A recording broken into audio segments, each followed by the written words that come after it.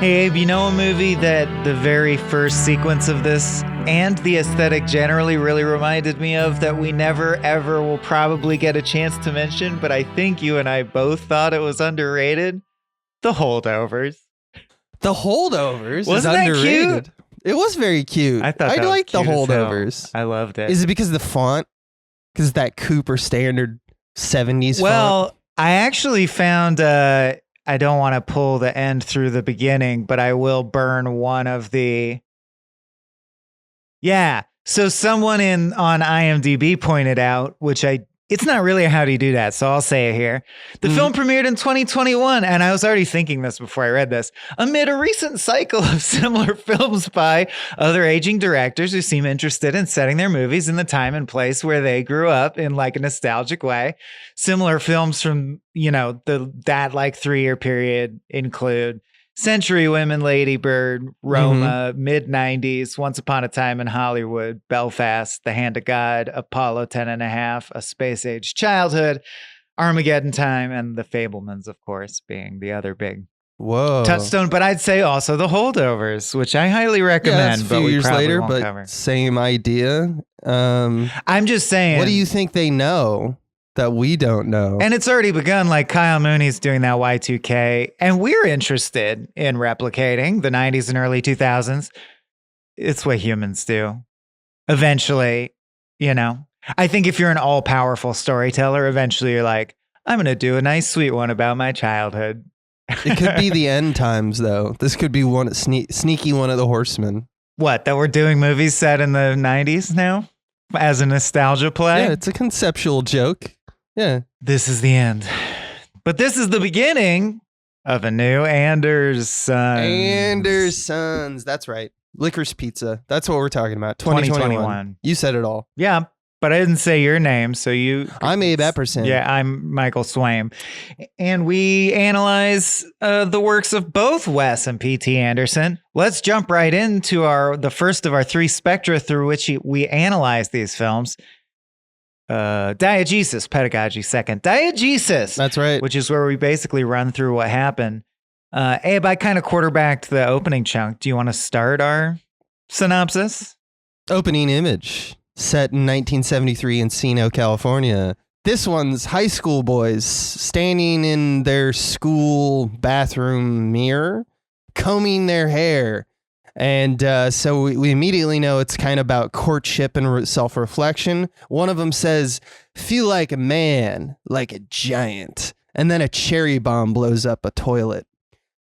It's kind of the scatter shot of the movie. It's actually not a bad one as far as opening images go. I wouldn't say that the elements are kind of evolved into an argument. Sometimes that's what filmmakers like to do. This is more of just like, here's a portrait of things happening. What Paul Thomas Anderson, I think, thinks about youth at this time. In any case, let's get on with the real show, which is Alana and Gary, our 2 main characters. Alana Kane is played by Alana Haim of the Haim band fame. And Cooper Hoffman, son of Philip Seymour Hoffman, plays Gary Valentine. And there are two little freaks for our movie. And they meet in line for picture day. She's not a student. She works for the company that comes and takes the photos of students for high schools. So she's considerably older. The movie says that she's 25, whereas the first time we see Gary, he's 15. And basically she's walking up and offering people a mirror and a comb in preparation for their photo. And they start flirting and they set up a kind of date. Or at least it's kind of like left open because Gary's just going hard. He's like, I'm going to be at this place tonight. You should come by. I really like you. And at the end of the walk and talk, we see after they kind of part ways, she starts walking back to the line and an older man slaps her ass, which I think will become important when we get into themes. Well, the photographer. So I think the implication is it's her boss. Yeah. Exactly. Cut to at the bar, the restaurant that Cooper said he'd be, or I'm sorry, not Cooper, but Gary is the name of the character. Cooper is the name of the boy. Gary Cooper. Yeah. And just a tiny detail. that confirms that it's genuine is without her there to his little brother. He goes like, I met the girl I'm going to marry someday. That's true. Right? Yeah. Yeah. Yeah. Because in this conversation, which, is at like their first date, because she shows up and she's pretty distraught the whole time. She's like, I don't like that I'm doing this with a 15-year-old. And the rom-com dynamic is she's constantly going, yeah, this is weird. This isn't a date. This is weird. Don't think of it as a date. But he's acting like all the things that I wish I had out of a man. But because he's immediately supportive and optimistic and very responsible. He's surprisingly confident about courting her and about his future. And she's kind of dejected and less hopeful about her own life. And he talks about his parents who are absent with work. Their father's out of the picture. Mom works all the time. And he kind of takes care of his 9-year-old brother, as you mentioned. So he's like basically a man, but he's 15 is the argument the movie is making. And we kind of get the reverse of that because the next scene is at Alana's home. She still lives with her parents. It's a very Punch Drunk Love vibe, which I think is interesting. One thing to note is that, like, as she enters the house, no one notices or looks at her. So there's a cold and a distance. And anytime anyone does recognize that she exists, it's a question about her existence. It has the feeling of an interrogation, and it's always like, why were you doing that? What were you doing? You have to justify to me your existence, which of course would create, someone who is got low self-esteem to begin with, and also would be defiant and angry. Well, some people would react by submissive, but she went the other way. She's like, well, fuck you. Yeah. Point is, it's like it's a form of family trauma that a lot of people have experienced. And then we get a scene with which was put under fire, perhaps rightfully so, but there could be an argument made about this character Jerry Frick, who's played by John Michael Higgins, which some of you Arrested Development heads may recognize or Chris Guest. He's all in all those. I hate to say this, but it's the place he fills in my heart. He's like the lesser Fred Willard from that group. But like now that Fred is no longer with us, he's getting all of the Fred Willard roles and nailing them. He's excellent. Yeah. And his character in this is like kind of here to lampoon the white 1970s cultural appropriation. And he kind of is a stand. I think it's kind of hilarious because it's a funny bit. Oh, like he's so honest about it, and it's just like, oh boy, and he's, it's Andy Rooney in 16 Candles, except that he's not playing a Japanese or he's not playing an Asian person. Yeah, he's being honest about it, but you're just like, you fucking dummy. Yeah, so everyone resents what you're doing. He doesn't speak Japanese, but he marries well, Abe, I'm sure you love him. He's the original weeb, dude. He's like your messiah. He is OG weeb. He's launching a Japanese restaurant, and so he marries because he's into it, or we don't get into it too much, but makes sure his wife is always a Japanese woman, even though he gets divorced and remarried. It's so bad. And he doesn't speak Japanese, but he speaks to them in a heavy Japanese accent to be understood. Like, I won't even do it. He does the most offensive imaginable, but just English words. He's just saying English words. Fucking insane. Yeah. Look, a lot of people came out of the gate saying, this should not be in a movie, and there's a good argument about that. I think we'll talk about it. We'll talk about it, but it's also, I think PTA is arguing. He's painting a portrait of a place, and who's being lampooned here is another question about the comedy of it. But also, there's a lot. The wives are high status. I think versus him who seems like a clown. I do think the film treats it in a clear-eyed way. Yeah, it's very clear. That's right. It's very clear-eyed what's happening. It's very obvious. No one would think he seems cool. But there is a good argument that came out in the kind of release of this movie about like what's the place of this stuff and should it exist entirely? What's the balance of getting away with blackface just by saying, well, it's set in a time where a guy would do blackface. And it's like, okay, how far do we push that? That's an interesting discussion. Yeah. And he's basically interacting with Mary Elizabeth Ellis, who some may recognize as the waitress from It's Always Sunny. And she plays Anita, who is Gary's mom. And she runs a PR firm. And that's why she's working with this Jerry Frick and company, who are starting the first Japanese restaurant in San Fernando Valley, which is actually true. True story. There's a lot of this is kind of Boogie Nightsy, where he took true anecdotes and smashed them together. Like, this person existed, or I'm gonna at this time, so I'm gonna just include it for no reason, which is an interesting tactic he does to create kind of like a verisimilitude, I would argue. But as Gary's acting, because that's something he kind of mentioned in passing, is that he's an actor, which at first, because of the bravado he has in talking with Alana, I thought it was like a joke. Like, he's like, oh, I'm an actor, I'm a famous actor. No, he's actually trying acting. He will take any job he can get. And I think we all have one of those friends. I know you and I have that. Noah, our friend Noah. And he refers to his mom as being his employee. He's definitely, which is like, he's always trying to big dick all the time. Yeah. But she is his manager who runs his PR, so it's like half truths. It's like everyone kind of works together to run the business. So to like see if he can make a go of it in Hollywood, they're all supporting him in that. Yeah, which I kind of like the. I don't know. I kind of like the nuance of that. Partridge Family, if there was only one and they poured all their effort into the one guy. And his acting gig basically has him going to Jackson New York. 5, the Jackson 5. One emerges and now we all support the One Ring, the king of pop. And his mom is too busy to chaperone him to New York.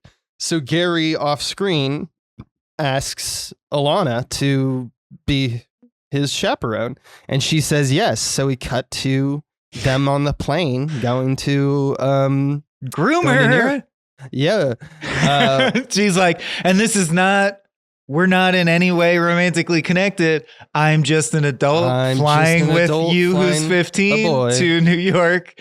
Well, we like look at each other like, oh, later you'll be older and it'll be more culturally counting down less that sensitive. Clock. In any case, style. They're going to his play, and they meet Lance on the plane. Lance is, I forget what's the actor's name, but you recognize him as the guy from the Royal. No, fuck, what's the name?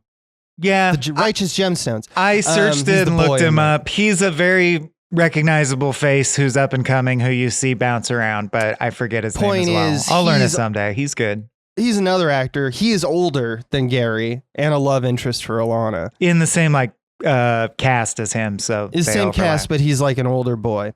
So you get the vibe that he's something like 21 or 22 or something like that. So it's more age appropriate. I thought it was interesting that the play itself infantilizes Gary more because he plays one of the many orphans in an orphanage. He's supposed to be one of the older orphans, but like he's holding babies. He's bragging about, because it's it's the most famous thing he's done so far. So he's excited and bragging and invited her to impress her.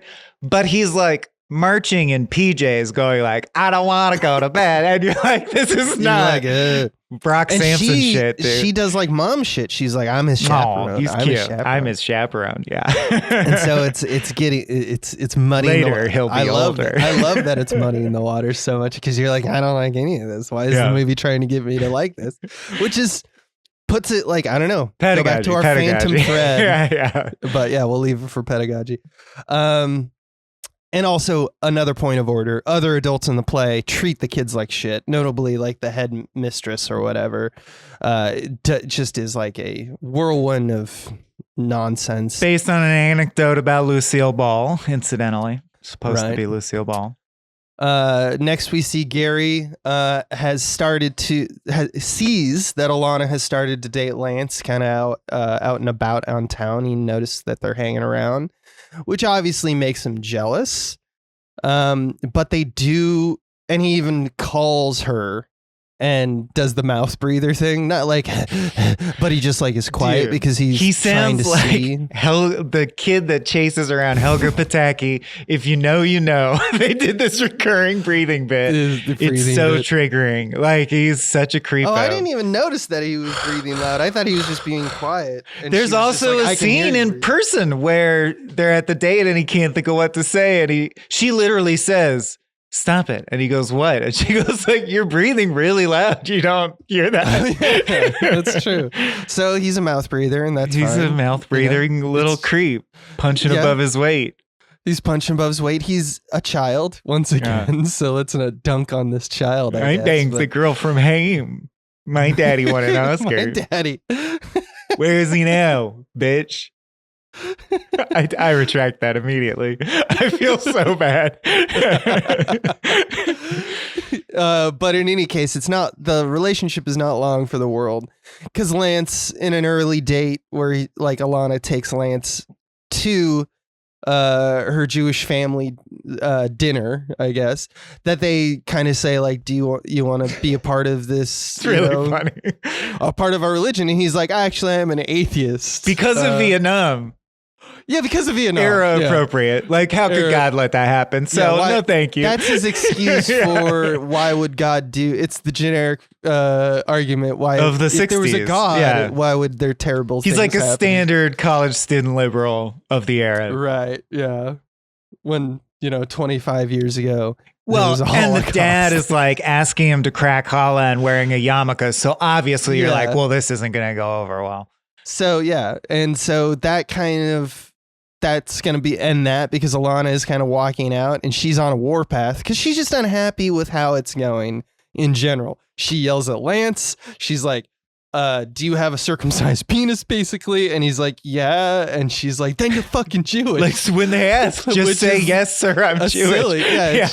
Just fucking play the role that I want you to play. And then she goes in and she just starts yelling at her family, like, you ruined that. That was my ticket out of here, baby. And you fucked it up. I fucking hate you. I love the interchange.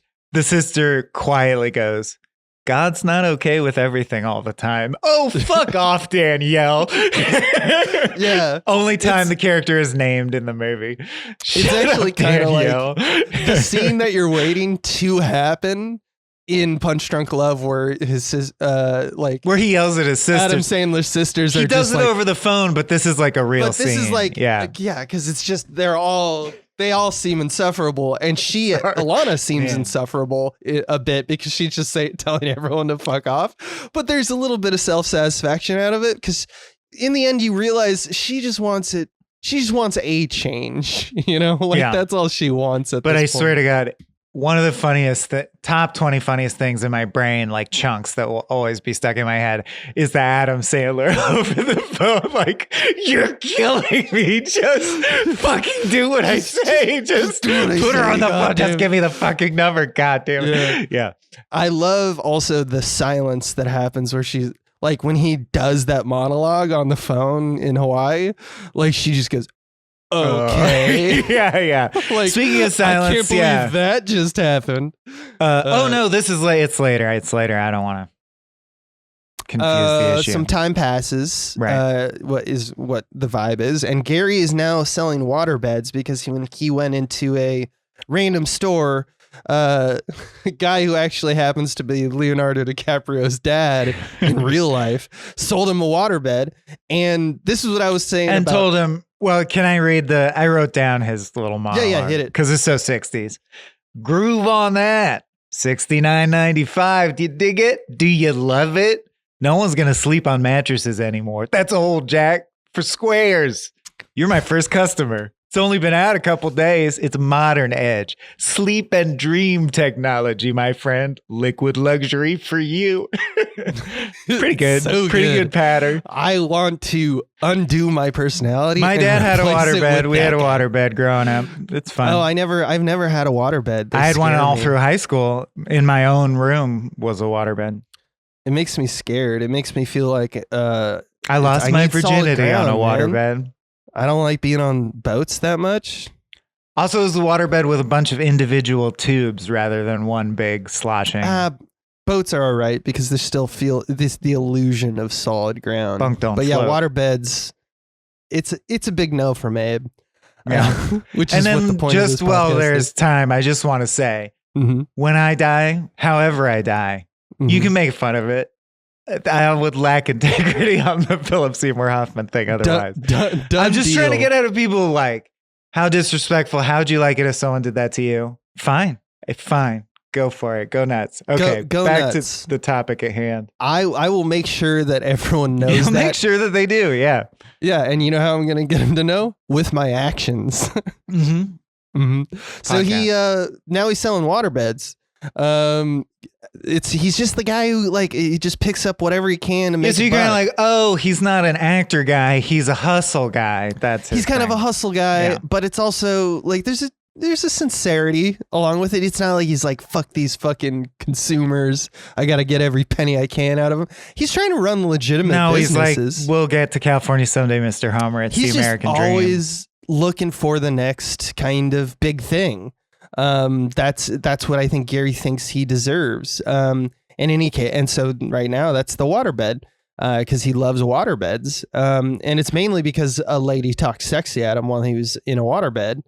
And also DiCaprio's father was talking sexy at him as he was in a waterbed. Well, it's a great flip because it seems like you're like, oh, he's leading with his dick, buying a waterbed he doesn't need because this Right. girl talks sexy at him. Smash cut to him selling waterbeds, using sexy girls to sell them. So you're like, oh, he actually learned the smart lesson internalized- from the interchange. Yeah, he's like, I he's- want to be the dude selling the waterbed. He learned something from the salesman, and Yeah. now he's gonna own a business, and he basically does. He's running like kind of, out of the garage kind of thing right now, where he You can also buy weed from them. yeah, exactly. He's that kind of, we all have a friend like that. Yeah. And in any case, one of his gig leads him to a teen fair, which is more popular, I think, in the 70s when, especially in smaller towns, or I guess in this case, Encino, which is a suburb of a larger town. A teen fair would be a thing where they would get like extremely popular acts to come and do a one day. It's a primitive big Comic-Con thing. Yeah. Or they like came what to you see at the beginning of, the Tim Allen Galaxy Quest. Right. And like, the only Cher notable thing will to be say there. about it is that John C. Reilly is barely glimpsed as the you guy that hear his played Herman voice, Munster. which And is he crazy. just goes like, yes, I'm Herman Munster, leave me alone. I didn't know about it. It was like a siren song because you can't even see him in the shot. And I was like, that's fucking John C. Reilly. And I mean, No, you can see him in the corner if you rewind 10 seconds and watch the camera sweep by. But it's because you get that audio and you're like, that's leave me clearly his alone. voice. Yeah, I'm Herman Munster. I'm Herman Munster. And like Cher's supposed to be there. I also like He's that like, Cher's it really coming later. dates it because it's like, as he's walking by, he's like, Sonny and Cher are here. And the person putting up the poster is like, it's just Cher, no Sonny. Yeah, so Which is just very like, that's the one specific thing I know about period. Cher from this era. He is no longer Sonny. But in any case, he runs into Alana at the teen fair and they reconnect again. But immediately it's as soon as it starts going good, Gary is in one of the weirdest turns in the plot development of this movie. I mean, it justifies itself, I guess, but it's just, it really emphatically puts this movie into slice of life like Dazed and Confused, where it meanders because then Gary is mistakenly arrested as a murder suspect and the cops just kind of run in and grab him. And Alana is like, what the fuck? And runs to the police station where they almost immediately realize because they have like a witness in the back and they're like, that's not him. You got the wrong kid. So it was nothing, but it's like 5 minutes of movie where it's like, okay, I guess Gary is a murderer. What's going on here? And then it gets immediately distracted. Alana arrives at the police station and kind of picks him up and says like, come join me. And I find this is why it's justifiable because when I do think back of like times in which a date, for example, would go really well, something not traumatic, but like interesting would happen and you kind of not commiserate, but like connect over it.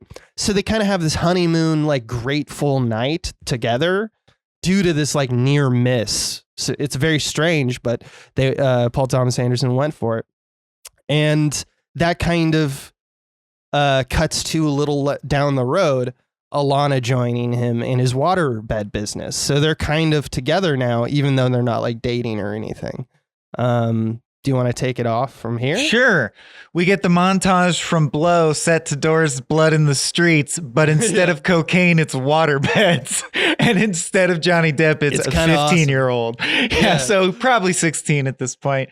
But he's just like, we're stacking cash. The waterbed business is getting... And at the same time, importantly, she is materially contributing the wisdom of an older person. For example, it was called Soggy Bottom Beds. And she's like, that makes people think it'll pop and make your bottom soggy. And he's like, no, it's the sex appeal shit. You know, like your bottom is soggy, like a wet pussy because you're so horny about the waterbed. Which is and so she's funny. like, that's not what people will think of. That's stupid. And they changed the name. She's on the right side of history. Yeah, she's right. So they changed it. She's like, use sexy girls, but don't make that the name. That's awful. So, and in other ways, she helps him organize the business, which is just important because later, of course, in the All Is Lost, he'll go, you didn't contribute shit, which is just obviously untrue. Point out that her solve for Soggy Bottom is what is it? Fat Bernie's beds. Fat Bernie's. So they're both just like. Well, what's funny is I don't understand. Maybe also it's like us burning down a joint, which is of course very 60s cool.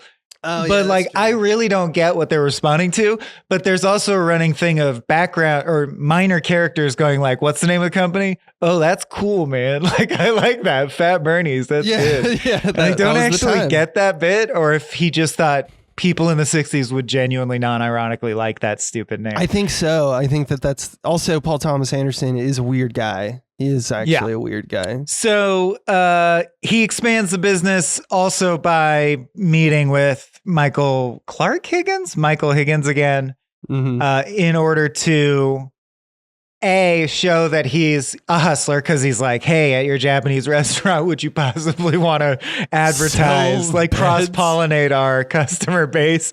And he's like, well, that doesn't make any sense, so no. But I do wish you well. But also it's just an excuse to return to him so that we can see that he has an identical but different woman as his wife. Right. And that he's even more condescending to her, as if like the last wife disagreed about something. So she's out and the new woman's in. You're not but then sure trouble brews. We got trouble brewing, speaking of Far Side cartoons, because Alana meets a random girl in the bathroom who's like, oh, Gary, that kid, he's cool. Is he still like getting hella hand jobs from everyone? Because I used to give him all kinds of hand jobs. He would like charm me into giving him, hand jobs a lot. And she's like, that makes me jealous, which makes me confused because I shouldn't be jealous because there's nothing romantic about it, but I'm deluding myself.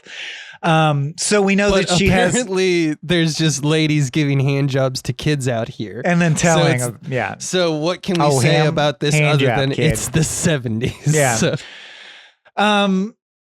Meanwhile, Gary, so she has that inside her, but she's not really bringing it up until Gary triggers her by urging her to be sexier while she sells the beds, like on the phone, like use a sexy voice. And she goes, oh, like this. And she goes like over the top sexy, like, I literally want to come to your house and give you a hand job right now.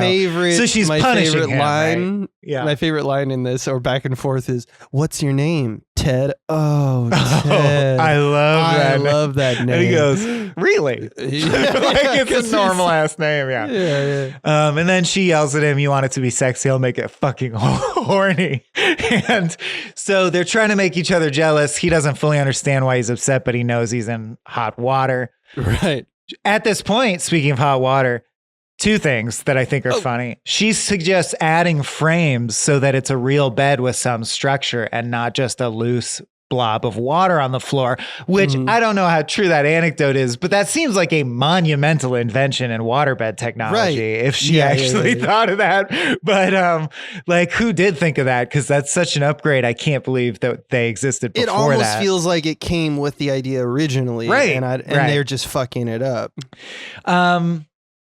But anyway, also I wanted to note that I'm pretty sure this is a lie because I'd be surprised if it's true. But Gary also will like lie to sell without much compunction because there's a great line where he's leading a girl through and telling her about the waterbed. And she's like, well, what if I fall asleep smoking a joint or a cigarette? And he goes like, the water's actually too cold for it to burn through intentionally. So oh, so the water's cold? Well, in the summer, yes. In the winter, it's warm. Yeah, it's like, basically that can't be true. What's the thing you want? It's all the things you want. Yeah, what do you want to hear? But anyway, there starts to be some crossover because he still acts in auditions and he gets her wound up with his. I actually can't break down the details because Maya Rudolph's there, different people are there. It's some form of rep or management or audition service. Agency, but regardless, she ends up auditioning for a casting agent that he set her up with. And he gives her advice overload on the way, like, do this, don't do this. If they ask this, do this.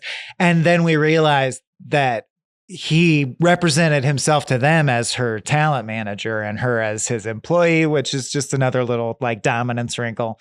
Right. The lady likes her. The lady who's evaluating her like a piece of meat to see what she could go out for likes her Harriet Sansom Harris. In a way that awesome. makes you a piece of meat, right? Like she's like, it's also, great that you have such an obviously Jewish nose. I'm getting a lot of requests for Jew nose. You're like, okay. She's also like, what a performance, because you can tell she's at her wit's end.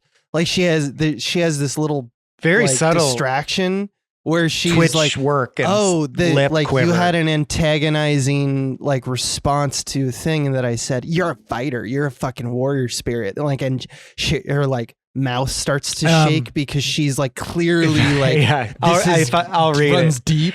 You're a fighter. I can see that now. You know, you remind me of a dog. And it cuts to her and you're like, oh, is she being like hella denigrating right now? Yeah. And she goes, like a British pit bull, like who'll never give up. And you're like, oh, it's like, it turns like, it's an interesting monologue. And she goes, a British pit bull with a very Jewish nose. And I like that. Do you know any languages? Hebrew. And she goes, what?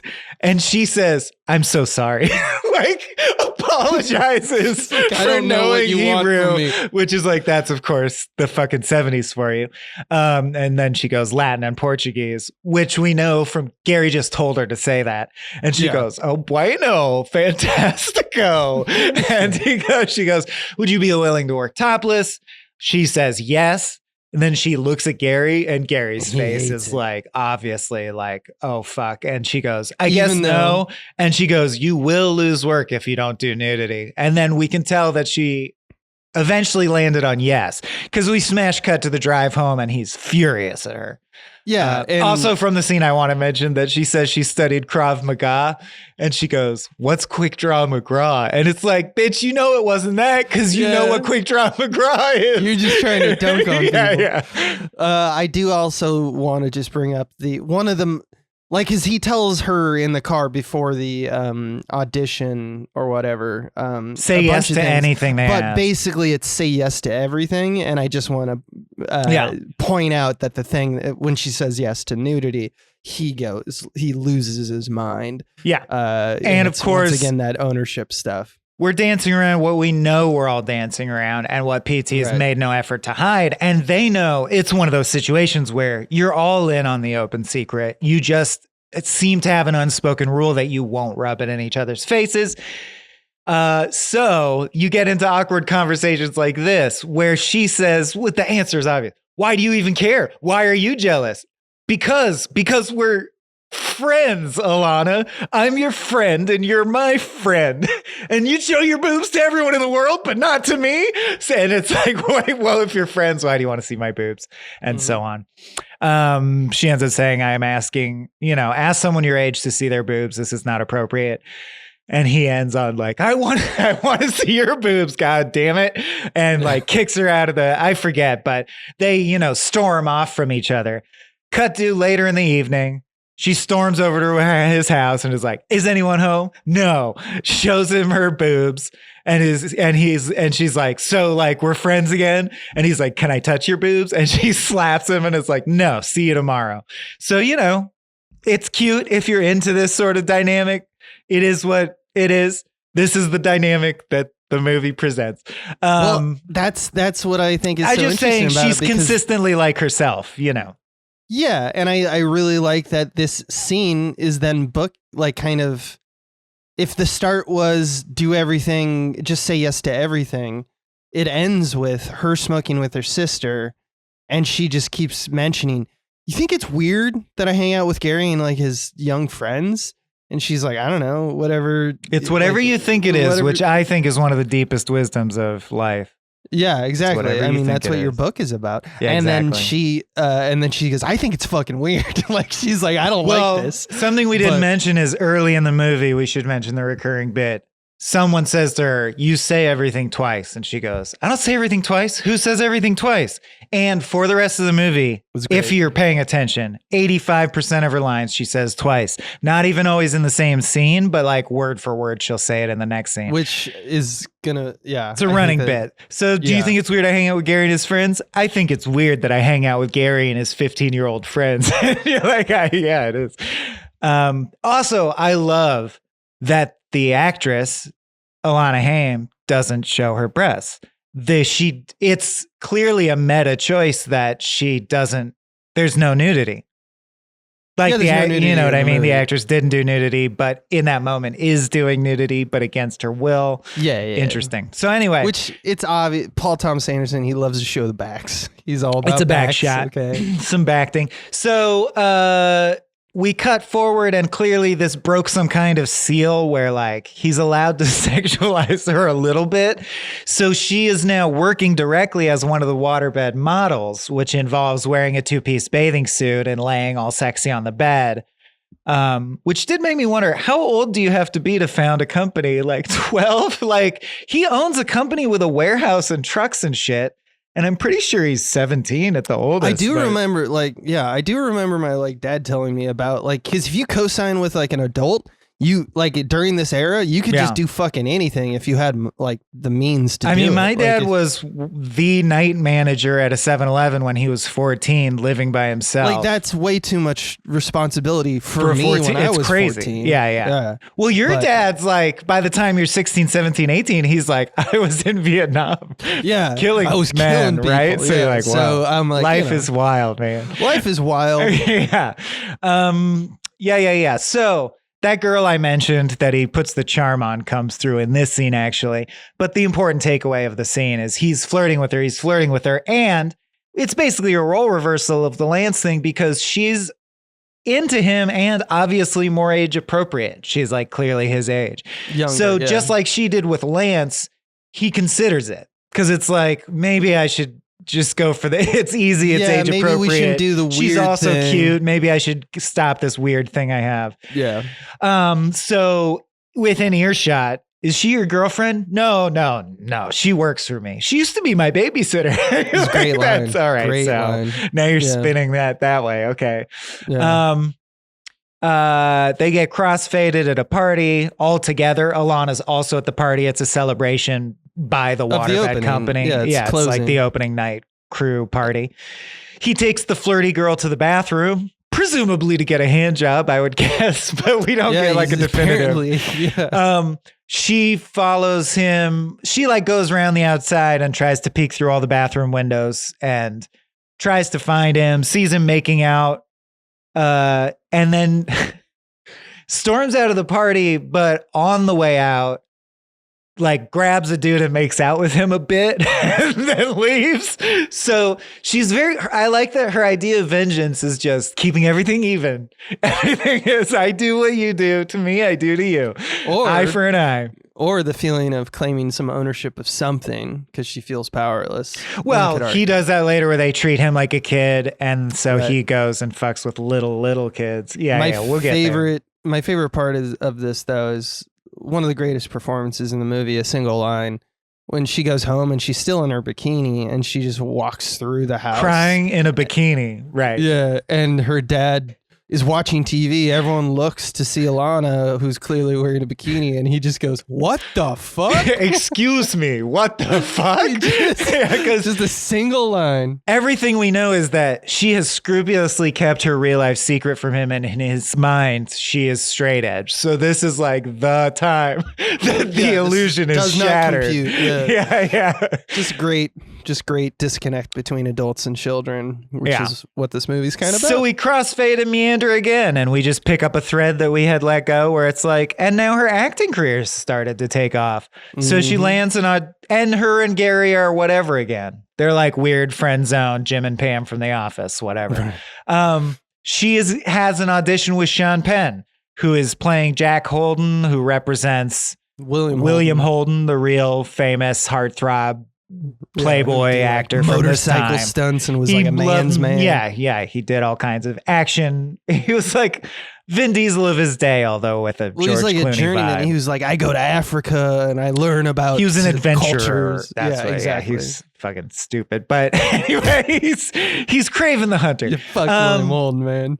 He does what we can tell is a shtick that he does to young girls because, she's 20 years younger than him, and he wants to fuck her, and they're at a bar, and he razzles her and dazzles her by introducing her to famous friends, including Tom Waits, who plays a famous director, and by comparing her to Grace Kelly, who he's famously had, romance scenes with on screen or like dated in real life. I don't even know, but he flatters her by calling her Grace Kelly. Right. Yeah, exactly. And he literally does monologue, which is super Troy McClure. He's all performative. He does literal monologues from his movie at her with no prompting. Like she'll say something and he'll go, "The lions were around me, but I knew if I killed the great white beast, the others would fall into line." And she's like, "It's usually are you doing lines right now?" And he won't confirm or deny.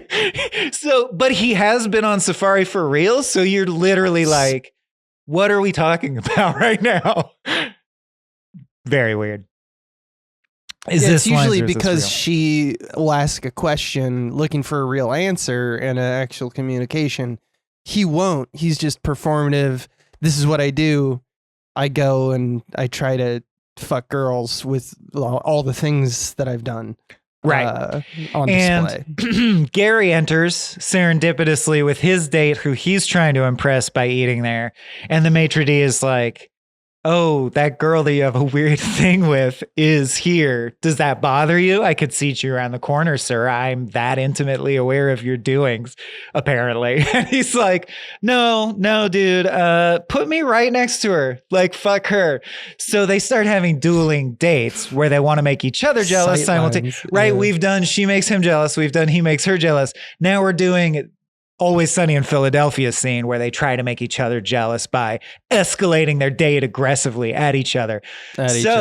Meanwhile, she's legit trying to get validation from this older, powerful man who is just fucking with her and getting increasingly drunk and ignoring her. And so she has lines like, "I don't understand. I'm sexy though, right? You think I'm sexy?" And he just laughs at her. And you're like, well, what the fuck does that mean, right? And he gets much more involved in his conversation with Tom Waits. Tom Waits gives a big public speech about what a great fucking guy he is. And they decide that the thing they're going to do tonight is go out on the golf course outside, stack up a bunch of chairs, break them up. Cause it's like Tom Cruise. They can do whatever the fuck they want. Light him on fire, and he's going to drunkenly do a jump on his motorcycle, which he really does from time to time in life. And he completely forgets Alana, because now this is the fun thing he's doing with his drunk friend, right? And he doesn't give a shit about her. So we get that vibe. He goes, "Get on, Grace Kelly," at the last second, and she gets on his motorcycle. And this totally reminds me of the TNG episode where they beam Troy without her knowing that she's going to be beamed, because no one informs her and she's not aware that he's about to jump over fire. She thinks they're going on a normal romantic motorcycle ride. But luckily, I guess, he takes off so quickly that she falls off the back and just lands in the mud in humiliating fashion. He does the jump. Everyone applauds. He continues with his fabulous life Like being an amazing I do dude. like that he like slides and He and everyone falls, for a but second he is like, did oh it. shit, did he get hurt? He's like, nah, He's I'm like, fine. nah, man, I do 'Cause this he's a shit all the little time, older. man. Yeah. Yeah. And But what Gary we get runs is to check on her. the is instant that it seems like she's injured, Gary abandons his girlfriend, like, you wait Everyone. here, and sprints very like across the field, like fucking Tom Cruise sprint. Yeah, You know? like Jeff Bridges trying to Telephoto get you lens. back in time for the snake venom to be The fastest antidoted, this boy's run. and to check on her, and it's like the mask is off. He loves her. And he takes her back to the waterbed business. It's all closed up. They have a romantic moment where they lie on the waterbed together and he holds her hand for the first time. And then we pull back and realize she's asleep. And you're like, oh, well, that's kind of a different context. And then he considers touching her boobs, but doesn't, which I think is a very low bar for, oh, what a good guy. He didn't rape her while she was asleep, but okay, good for him. It is played like that was really good of him. Yeah, but good anyway, old Gary. Yeah, good old Gary. Good old You're 16-year-old like, yeah, Gary. well, good. That he, yes, that is good.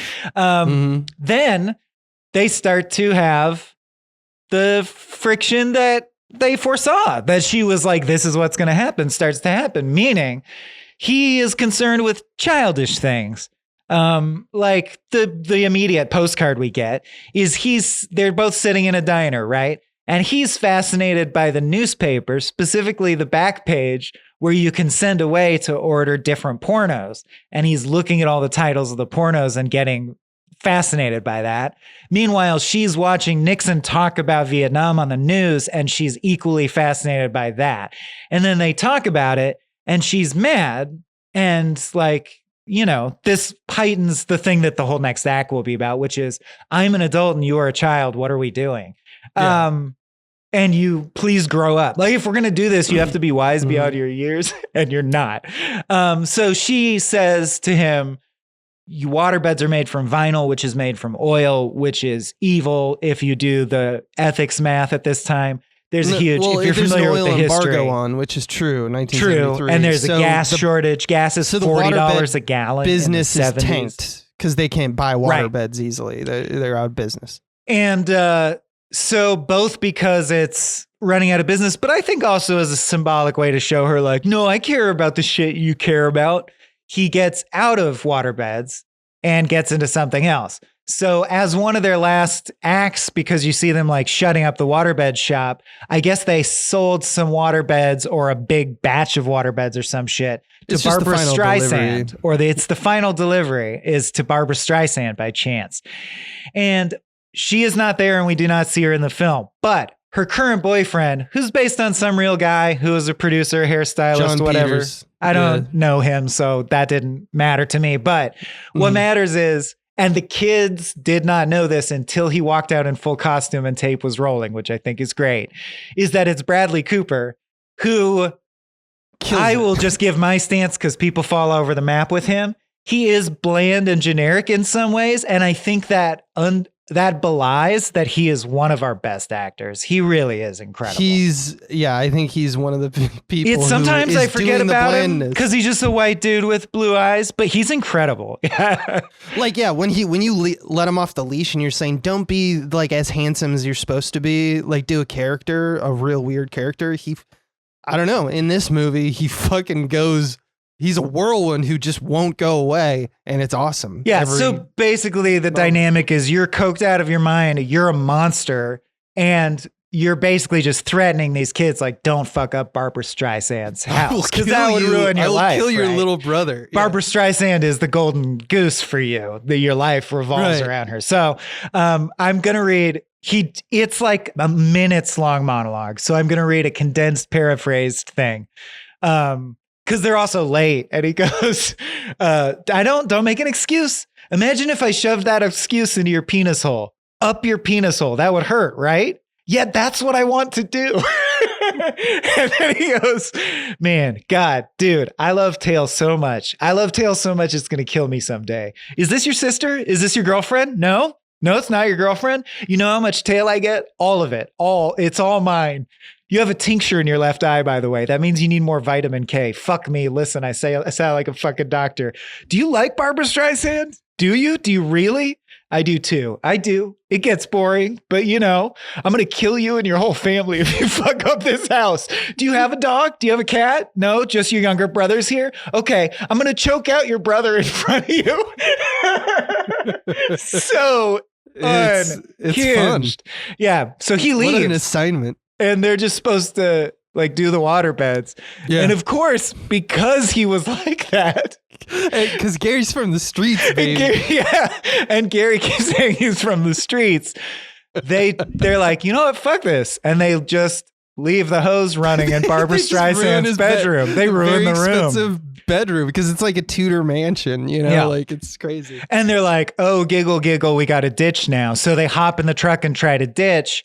And much to the audience's horror, because you're kind of unclear on the timing, Bradley Cooper walks up to them and is like, let me get in the truck, scoot over. And you're like, oh, fuck. Like he's going to choke the little brothers somehow out. Found out in 5 minutes. But no, something. What it is he ran out of gas down the way because there's a gas shortage and everyone's running out of gas. Which is so funny because earlier he was bragging. Oh, they were about how his car is so full of gas. They were like, do you need gas? And he's like, it's full to the brim because I think shit through and you're a piece of shit. Yeah. And now he doesn't have gas. But he doesn't have gas and he blames everyone else. And he says, drive me back to Barbra Streisand's house so that I can yell at the assistant who forgot to give me the empty gas cans and then drive me back to the gas station so I can fill up on gas, or Barbra Streisand will have you murdered or whatever. And I will choke out your brother. Choke out your brothers.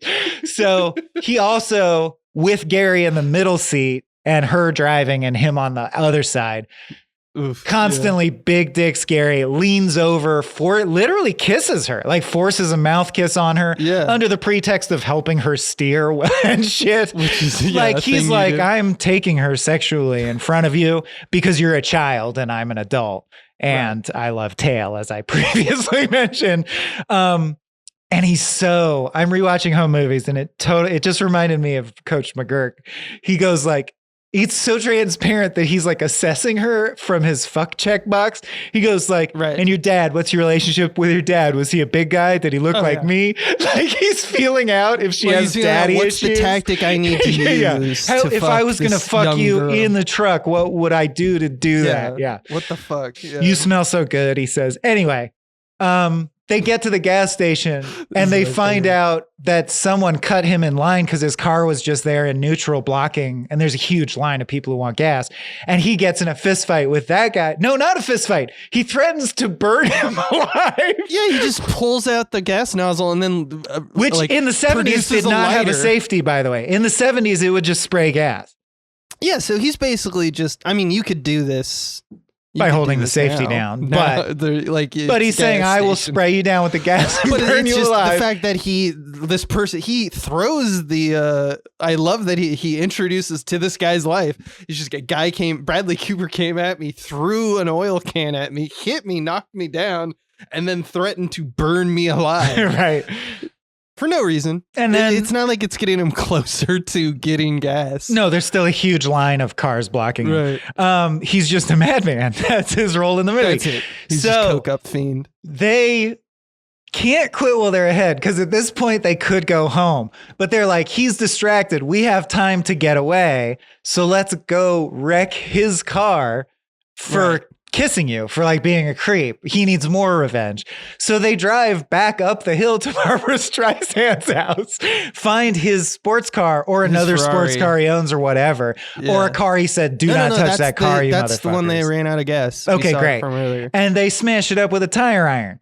And then they realize that they're out of gas. Gary does. Yeah. I consider them a complicit Bonnie and Clyde. I mean, she actually, notably at the end of the sequence, is going to be like, nah, this is not for me. So, like, I think she's more distracted by the fact that But of course, he wants to go hard because he's full of feelings because he would kissed her. Yeah, and he's a big man. He beats the shit out of the dude's car. She goes, okay, let's get out of here. I'm the getaway driver, but oh shit, we're out of gas now. What are the odds? A screenwriter almost, it seems like, is controlling our lives. And she goes, I know what to do. I've seen that one episode of King of the Hill where there are truckers. So she throws it in reverse and coasts all the way backwards down the hill to build up speed, and then pulls like a quick K-turn to keep the inertia so she can drive forward a bit. And it's notable, just like in the King of the Hill episode that we didn't mention, that there's a full set of furniture from the waterbed store, and his like 5 younger brothers are in the truck. I don't know if we said they're in the back. So they're sliding around. They're going like, what's going on? As she does a hairpin turn and like nails a parallel parking thing in one move. And he's like, we're Bonnie and Clyde. We are Superman. How thick is wall? We nailed that. I'm so thrilled. And she's like, I'm 28 years old. I cannot do this. I have not made good decisions. This has only made me realize more like, you're a child. I should not have let this go this far. Meanwhile, he's so excited that he goes like, I'm going to check on my brothers. And they get in a penis fight where they both pretend that the gas cans are their penises and like jerk off on each other. And it zooms in on her just being like, I have made a terrible mistake. I made a horrible mistake. Also, one of my favorite, after all of that, P.T. Anderson brings Bradley Cooper back for just a split finds second. them, implying that he walked around the neighborhood all night. He's just rambling. He's just a roving tornado. It follows. Like there's no purpose to bringing him back. They just were like, and just add a little mayhem to remind her while she's sitting on the street, kind of like questioning her life decisions. Meanwhile, John Waters in the background breaking windows and hitting on girls, and doesn't notice. Doesn't even care. He's just smashing up windows in a rage, and then some girls in tennis shorts walk by because it's finally dawn and they're going to play early morning tennis, and he immediately calms down and goes like, hey, what's your deal? You like, are you going to play tennis, or where are you chicks headed? It's so comedic. But it's pretty cool and determining, like, oh, Alana is like, this situation, burn it all down. So I don't know if you've noticed, audience, and I'll bring this up in pedagogy for a little bit, but we've been doing a few notable Coen Brothers bits. And now we switch to doing a little Taxi Driver. It does feel like with this movie, he did some homages to shit, I believe. Yeah, there's quite a bit. So she leans into her adult life and starts to distance herself from Gary by volunteering for a councilman who's running for mayor who she believes in. And she'll literally throw stuff at Gary like, you're selling waterbeds or pinball machines at some point, and I'm changing the world, right? So she's investing in her adult life and trying to get away from the Gary situation. She also notices that there's a creepy Travis Bickle type guy constantly stalking them. And like in Taxi Driver, she surprises the audience by immediately going straight up to him and being like, why are you standing there? What are you doing? And she ends up scaring him off, but he keeps coming back. This, of course, causes friction between she and Gary. Gary overhears because he helps her shoot some like videos for the senator, and she ends up doing the off-camera interviews when the senator blah, blah, blahs. She kind of strikes up a relationship with the senator's aide, who she's been friends with for a long time and is age appropriate. So they are kind of drifting more into the friend zone, but they still hang out a lot. And Gary is hanging out in the offices while they're taping something and overhears the senator talk about how they're going to legalize pinball machines, which have been illegal because they were bracketed as gambling up until 1979 or whatever, 76 or whatever. Just like waterbeds, he goes, there's going to be a huge pinball bubble. This is my new scam. I'm going to buy as many pinball machines as affordably as I can right now and open a pinball arcade. And she thinks that's childish, which, I mean, we can talk about that later, but I'm like, I don't know why it's childish to have a business idea and pursue the idea. But she's like, see, you're doing fucking games and shit and trying to get rich quick with your fucking games. And I do fucking politics shit. And I'm cooler than you. Don't you forget it. And she says your breath smells, and he says you're old.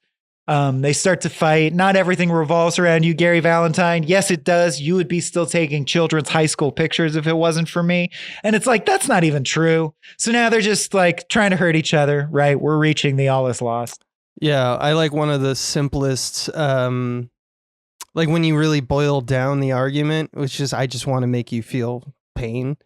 she says, I'm cooler than you. And then he goes, I don't need you to tell me I'm cool or not, lady. Milady. Which is, and she goes, Milady. Like, well, even he that says is a lady, dig. and then he backpedals because he realizes that calling her lady makes her feel old. So he says, Milady, I'm going to do a bit.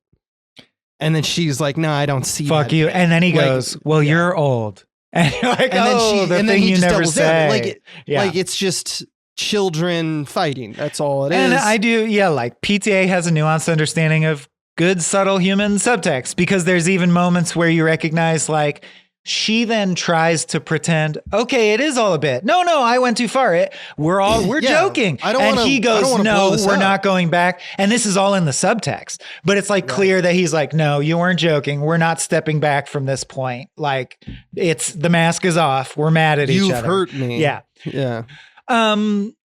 So then she reinvests, really, because they don't have the capacity to work through it yet, potentially in the relationship with her coworker, the mayor's aide. And very serendipitously, they're about to kiss when the councilman himself calls her and is like, would you like to have a drink with me tonight? So it's like, upgrade. Like, why not date Right. the mayor? So Well, yeah. and she likes him. He seems nice, but it also would be the ultimate adult classy thing, right? To date the mayor and be whatever. So you're playing your games. I'm dating Benny Safdie yeah, of the you're Safdie brothers. selling fucking pinball machines. I'm dating one of the Safdie brothers who's going to be the mayor. Yeah. Turns out she's his beard because he's gay and it's the 70s. So she was actually invited because the creepy Travis Bickle guy is a paparazzi who's been following him to blow the lid off him being gay, which will, of course, ruin the election for him. So he's saying, if you believe in the things we believe in, please help me out as a true adult.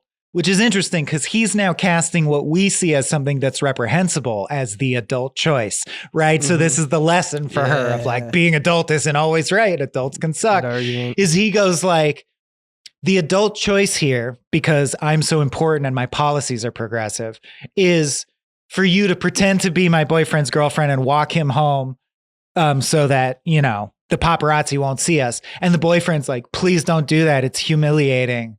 I love you. Please don't do this. You're like dumping me and negating my existence. And he just goes like, Alana, can you please take him home, please? We'll talk about this later. And you're like, this guy sucks. At least, I don't know his policies, but interpersonally. So that's sort of, she has a little chat where they just commiserate. Do you have a boyfriend? Kind of. Yes and no. Is he a shit? Yeah. They all are. So she like commiserates with the boyfriend. And then that seems to do it for her. Like seeing, as I said, that the adult world can be just as painful and petty, just in a different way. She caves and she's like, I want to see him. And she runs to his pinball arcade where she assumes he'll be. But guess what? He's not there. You know why? He's running to the councilman's headquarters where he assumes she'll be. And they miss each other in the street. There's some direction play we'll talk about because it's PTA movie. They finally do spot each other. Also, I think there's a really classic movie that does this as well. They spot each other and they run horizontally at each other. And Punch Drunk Love also did it with the silhouettes. And they meet under a movie marquee so that there's flashy lights as they hug. And it's the most physically we've seen them allow themselves with their body be like, yeah, we're a couple. And it cuts to him dragging her into the arcade, and which is a great fake out because it seems like within the purview of possibility for these characters, he goes, ladies and gentlemen, presenting Mrs. Gary Valentine. And she's like, you fucking dork. But I love that maneuver because you're like, maybe they did, right? People do shit like that in the 70s. He seems crazy like that. But they do kiss with tongues. So it's like adult kissing. And she says, I love you, Gary. And I think that's the last, or no, it's close to the last line. They run off. They're happy. No, that is the last line. She says, I love you, Gary. The last line is he did it. He won. He wore her down. He got that MILF, dude. I wouldn't say that's what happened, but what would you say happened? Let's find out. Found each other in pedagogy. Yeah, let me hear that. I mean, I think that's where we start because let's start with the broad. What did you think about the love story? What do you think that ending's saying? Wait, did you say let's start with the broad? Let's start with the broad. No, you know what I mean. Before we dial broader, in on cut it down. the subtleties, may as well take the big bite of the apple, which is like you were just about to say. What do you think about it as a love story? Yeah, because, well, I think there's a main thesis that it's actually interesting because I kind of noticed it before, but like the more and more I think about all of his films, because he hasn't made a ton, it's kind of all of them. Paul Thomas Anderson has he started quoting himself. Totally agreed. It's it's definitely in the later half when you like compare this movie directly with like Phantom Thread. I think Phantom Thread was already doing it a bit. Yeah, but like when you look back at like Boogie Nights and stuff, you're like, oh shit, that's there too. Which is to say, like a Paul Thomas Anderson thesis across his movies about his opinion on the nature of humans, specifically in how they operate with interpersonal politics, and how basically the thesis is that we are all children. Like our wants may be sincere, but when it doesn't go well or exactly the way we want, we lash out and hurt people, and everyone hurts everyone. And that's kind and I think of it what must be said with art, or that's close to what he feels, and it's what comes out naturally when he writes, like whatever it may be. Whatever it may be. Yeah. But his art centers around that idea. But to answer your question, if we kind of see this movie as like an interaction between a bunch of big children, the ending is less one person got what they want and the other person didn't get what they want. Yeah, they both kind of got what they wanted, which is why it's a happy ending. Because throughout the movie, everyone was calling their shot as to what they want, and that made the other person unhappy somehow. You know, it made them feel like they're not getting what they want. And just like Punch Drunk Love, and often in life, I don't think it's a bad statement. And for the record, I don't think it's bad to quote yourself, actually. So we can get into that. But until you do it so much that I'm bored. But that's like you can push it pretty far sometimes. Right. Like, you know, John Wick can go really far before they need to reinvent the formula.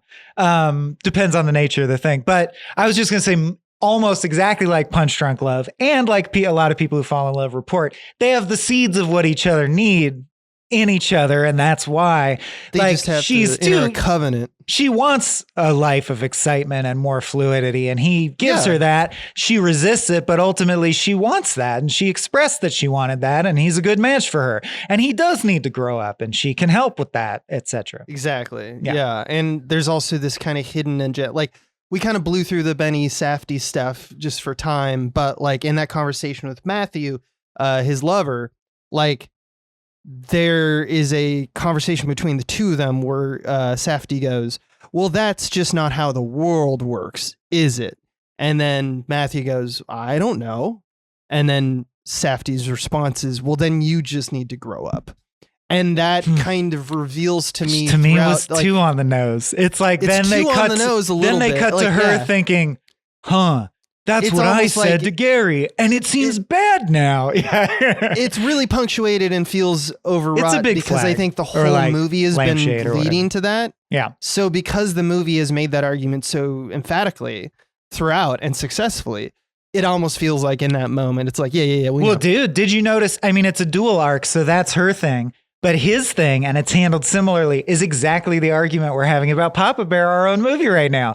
Because his thing was, it's not all about you. No, it is. This is all about me. And she's like, no, it's not. Wake up. The world is going on around you.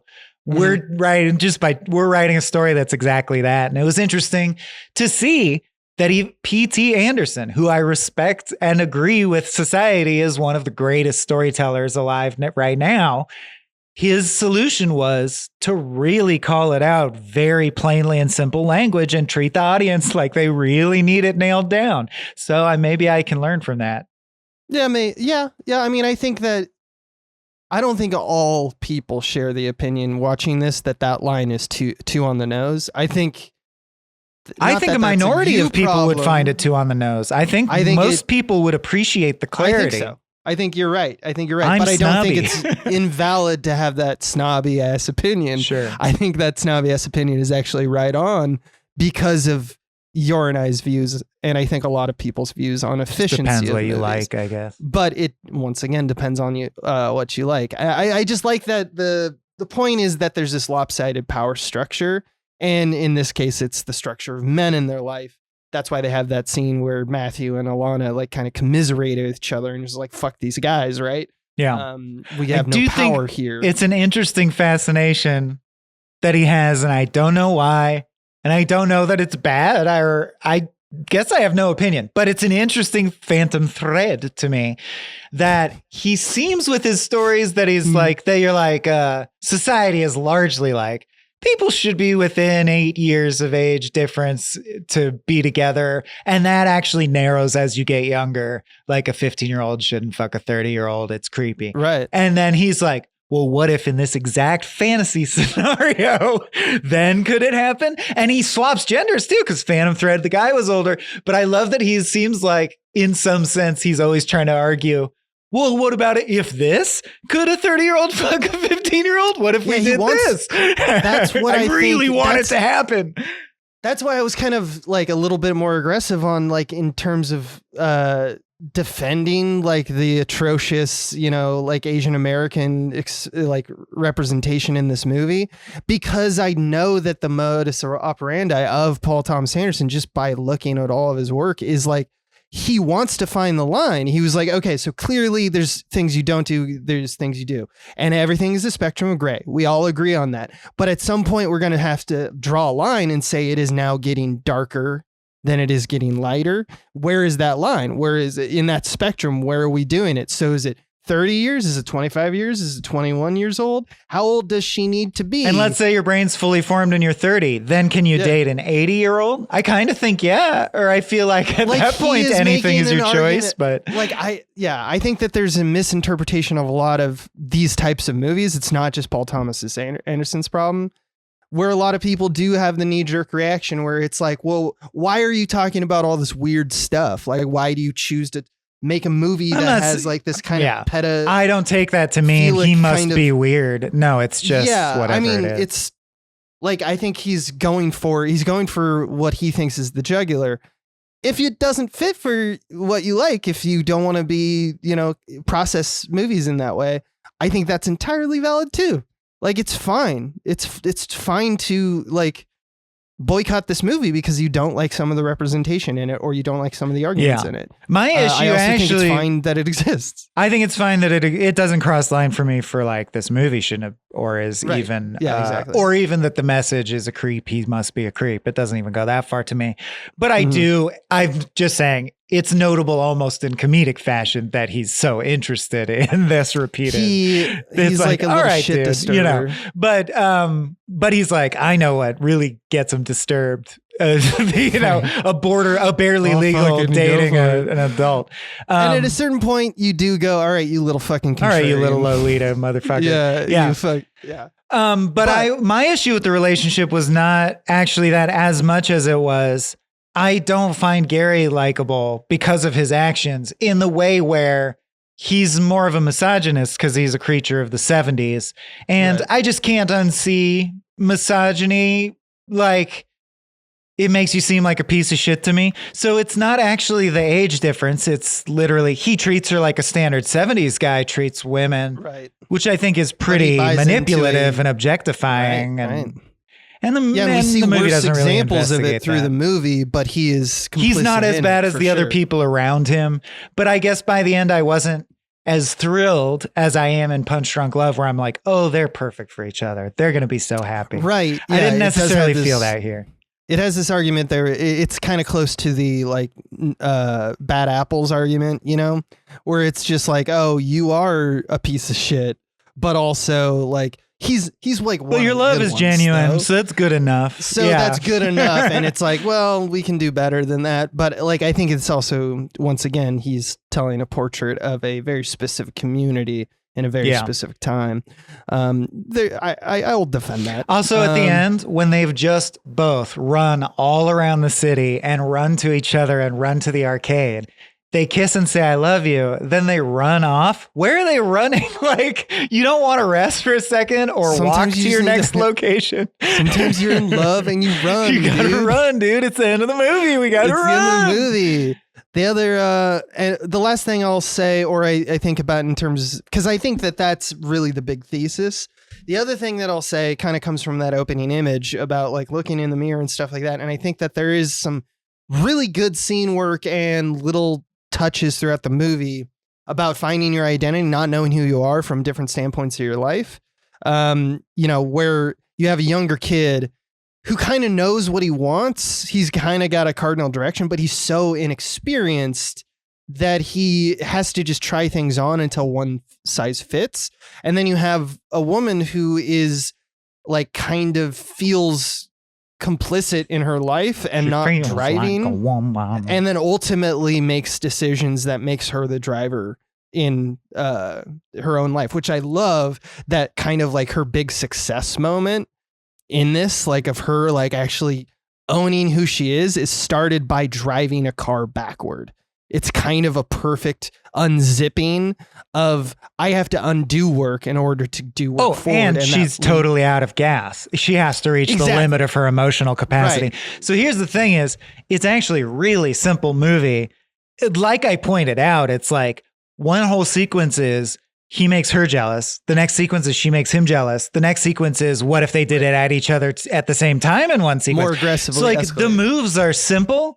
And the arc is simple. Each character is one thing. The thing they want is clear. We want to be in love, but I also want to be mature. I want to be in love, but I want to not be mature. I don't want to have to grow up. And then by the end, they change about one thing. Like they learn one lesson. And yet within that, he's way more interested in, but every postcard or all the major tentpole images have really subtle stuff in them that is perfect if you think about it, which is cool. They're sneaky because they seem like they're grabbed at randomly. But then when you kind of parse it together, they and totally like just take perfect, what does it actually mean? Like a car driving backward or running out of gas. Dude, the one I love is that contextually relevant? When there's the case of mistaken identity and the cops briefly think he's a murderer and they go like, you're going to get the chair, dickhead. And you're like, what even did I do? Just powerless as like a little deer in headlight. They sit him on the bench in the holding station in cuffs. And first of all, just good pacing and understanding of emotional impact on audience, because everything's been these crazy motion shots like Jason Bourne, but not as intense. But, oh, fuck, he's arrested. Oh, no, the drums are playing. It's Punch Drunk Love. Then they set him in the cuffs on the bench, and we get a wide static shot with very quiet score for a long time. And it's just such effective dynamics where you're like stewing in the dread, and then a guy just comes out wordlessly, having confirmed that he's not the right guy. Well, actually, they push a homeless guy out and he goes, that's not the guy. And then a cop just comes out and unlocks his cuffs and doesn't even say shit. And he looks through the glass door and she's motioning like they're letting you go, come out.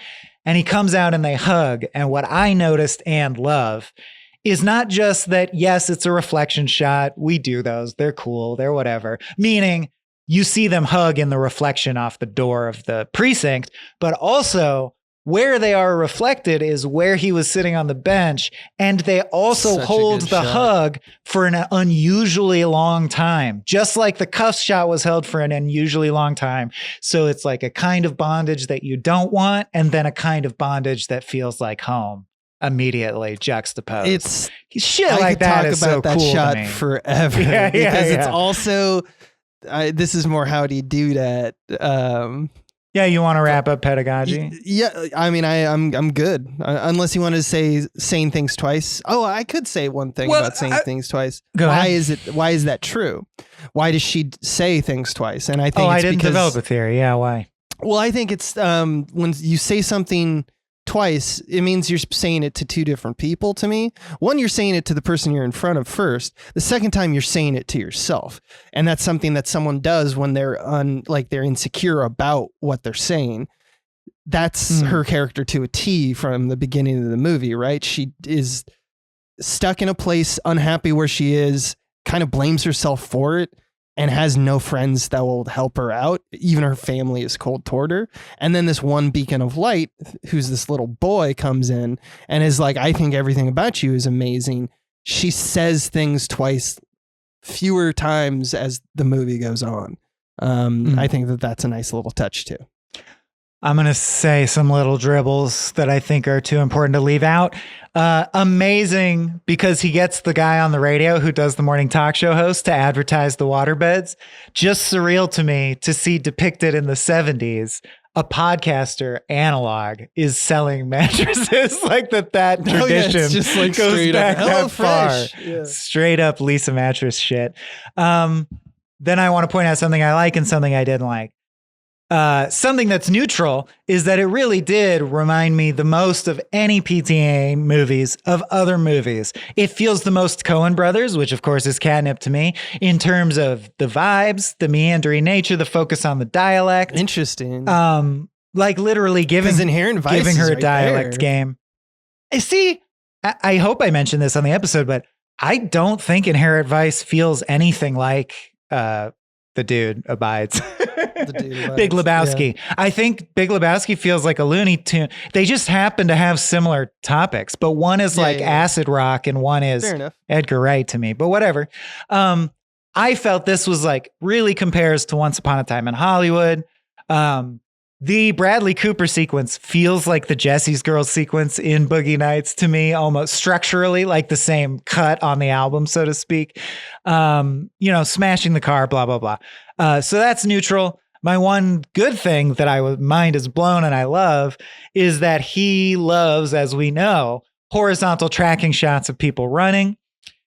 And he always does some kind of play with that. The play I got from this time through, which I hope is intentional and I love, is there's the obvious direction play that he does correctly, meaning like when she's destined to be searching around but not find Gary, she runs to the right and he runs to the right. When she's running around and she is going to ultimately find him, she runs to the left and he runs to the right, and then they meet in that orientation. End, he runs to the right, she goes to the left. Right. So it's like they meet each other, have blah, blah, blah. So that's all correct. But also, he does always the horizontal shot, like also the Sean Penn crashing the motorcycle shot is a very notable horizontal run. They're always the tracking horizontal character stays the same size and shot. In other words, they're moving laterally, but they don't change.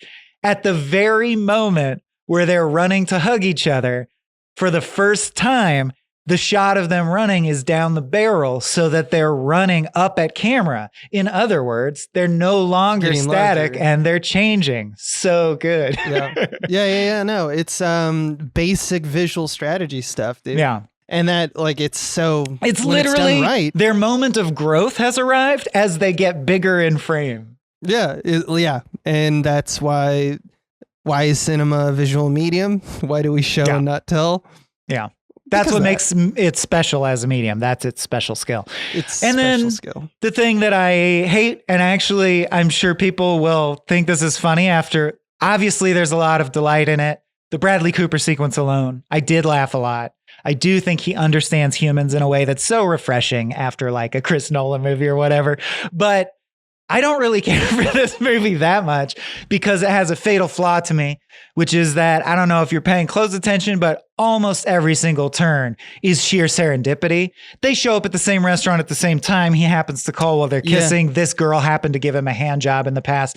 And that makes it feel to me most like a biopic where it is a guy, which P.T. Anderson describes this movie as, a bunch of anecdotes put together. It's kind of what it is, a storyteller, a master storyteller, just telling you a collection of fun stories from when he was growing up.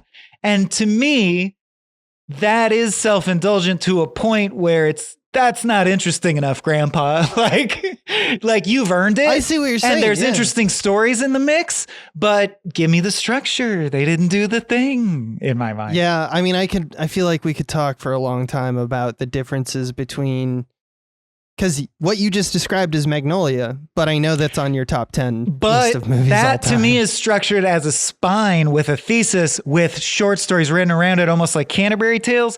Whereas this is like, then this happened, then this happened, then this happened. What's the framing device? They fell in love by the end. I mean, it's just easy. It's just, I don't know. It does to me stink of, I can make any movie I want, so I'm going to make one about my childhood that to me feels like a hot tub. Like when do I get to make a movie about my childhood that's just nostalgia tripping? And it's like, sure, you get to do that. It's just After you made fucking Boogie Nights, dude. Yeah. It's my least favorite thing that Paul Thomas Anderson does. It's also kind of a superpower sometimes. That's why I was like, when we were doing the play-by-play, I like stopped and I was like, and then he gets arrested, which felt like it just came out of nowhere. Because that's true. That is true. There's so much serendipity in all of his movies, but it does feel like, particularly when he's working in the genre of like rom-com, I think he has a thought about love that it doesn't, there's no control. There's no poetic justice. He's also, and he's like, providence of the writer. It doesn't even matter to connect it in that way to the audience. Moments happen, and people just keep their fall interest. in love with those moments, and that's what love is. That's the vibe I get from, if you look at the weird relationship in Phantom Thread or in this one, it's like you do not control the parts that people love about you, and the things that you go out and try to like buff up and be like, this is me, often comes off as vain or empty. It's like the thing that you want is stupid. They never explain what licorice pizza means in the movie, so just because it would bother me forever. So I'll tell people because I looked it up. This is another one of those cases. And it totally makes sense when you hear it. Licorice pizza is slang for records because it's like black licorice flattened into a pizza shape. And you would only really know that if you grew up in the 60s and 70s because we stopped using records and people stopped using that slang. But it turns out there was a little record store called Licorice Pizza that P.T. Anderson loved growing up. And that's the epitome of what I'm talking about. You literally titled it something that only has meaning that only you can access. That is the peak of self-indulgence, right? And I'll just end by saying I'm such a hypocrite because when someone makes a movie that nails this, but for my childhood, I'll watch it 50 times and just sit there going like, the early aughts, So like, I get why it works, but I didn't grow up in the 70s. It's vibes. It is distinctive in my mind because I cannot think of an argument of like, why is it a vinyl record? Is there cyclic nature? Like what's going on? No, I don't think there's any symbolism in it.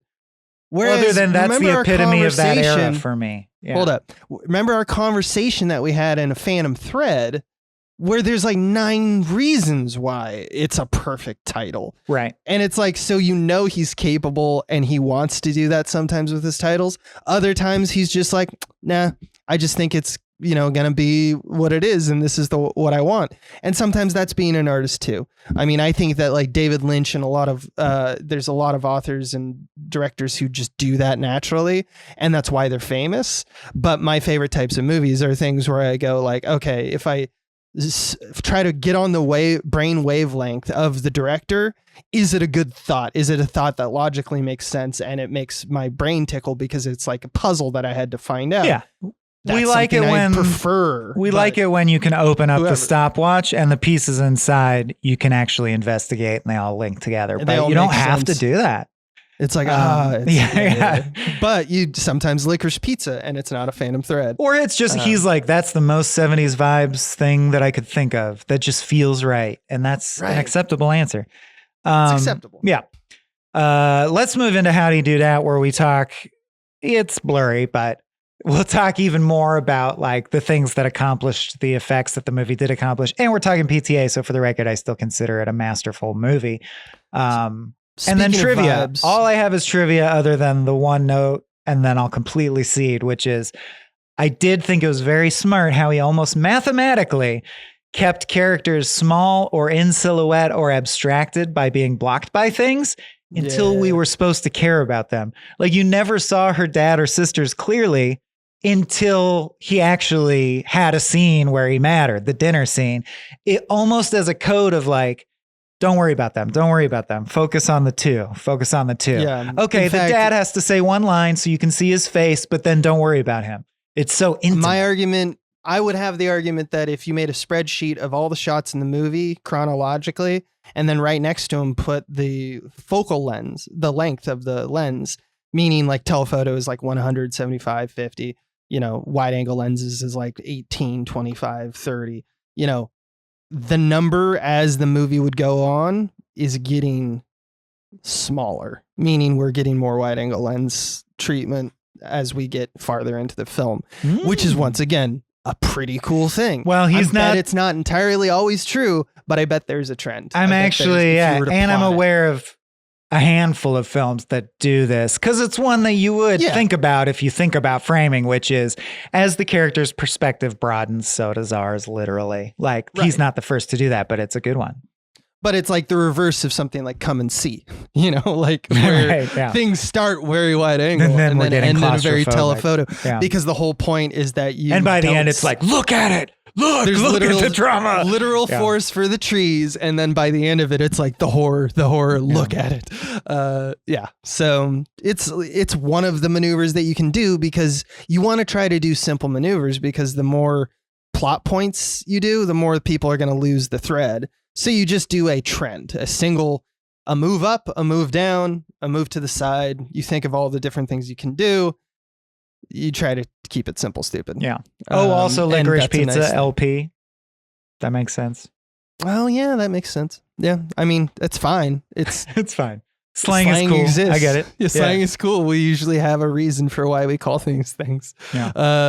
Yeah. Another thing about vibes, because we were talking about vibes and how this movie is kind of dazed and confused in terms of vibes, or Fast Times at Ridgemont High. Oh, and I wonder if Soggy Bottom Boys is a reference at all. Oh yeah, I don't know. I think that's just a thing from, society. Soggy bottoms apparently is a thing for American and it worked for the double entendre of pussy or getting your butt wet. Yeah. But like in terms of vibes, this movie continues to be after Phantom Thread. Michael Bowman and Paul Thomas Anderson are credited as the cinematographers, the director photographers of this film. Ellswood is out, and it's mainly because, as we talked about with Phantom Thread, Paul Thomas Anderson felt that he had been working with this team for so long, and he had gotten confident enough in his own filmmaking skills that he could, basically cut out that job, which, we talked about and at length, kind of like the both sides making that argument and like where their relationship is. This is yet again Paul Thomas Anderson doing that, working with a man who used to gaff the films, which is the kind of the leader of the lights. He would work with that, but there's no actual cameraman other than they would share that role. And my guess is P.T. Anderson was probably at, behind the camera for most of it. But another thing, this doubles down in that kind of, technical effort that Paul Thomas Anderson is doing at this point in his career, which is, current because he hasn't made a movie since this, which is that the whole movie was finished entirely photochemically, which is kind of interesting to me from the standpoint of a technician. Because I'm a nerd, but there's a thread here. When the digital intermediate came out around 2000 with O Country Where Art Thou, and then you think of the Harry Potter films and stuff like that, and any movie that has a baked in look where it's the whole thing is blue or the whole thing is, this color or whatnot. And we have things like Instagram filters, which kind of harken to the film, styles of the past. What I love about the digital intermediate is the fact that it is so exacting and you can replicate and adjust on the fly exactly the nuance of those colors and how they interact with each other in frame all the time. It is a better tool in every single way. This movie, I think, looks the way it does and feels the way it does because the fact that they went through the color process photochemically instead of digitally, and made 70 millimeter prints. And that was the goal from the get-go, is to try to mimic exactly how they made movies in the 70s. Means it goes along with all those imperfections.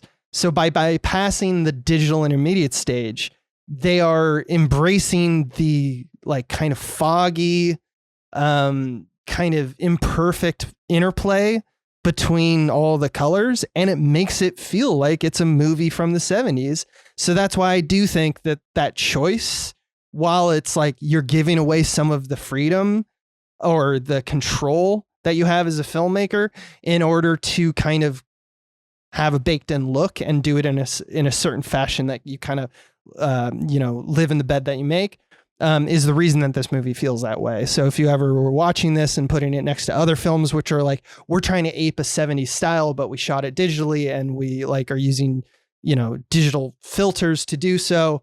I do think that there is a benefit to both of those processes, but one is legitimately mimicry. The other is the authentic thing.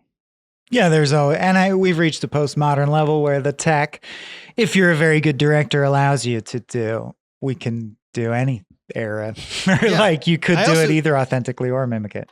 Doing that photochemically is hard, and there's not nearly enough resources now these days that I'm sure there was a lot of houses where you could like that cost him a lot, that decision. And it was a lot of work, and he color timed it himself. Like this is all press that they did for the movie. Paul Thomas Anderson is actually getting pretty damn good at being a cinematographer, despite whatever you may have your views on Ellsworth and, like the fact that he is a top tier cinematographer, hands down. Like he's just one of the best that there is. And it's like, why would you do that, Paul Thomas? Why would you do that? Why would you take this? Why would you not use this guy and opt for yourself when you are inexperienced relative to him?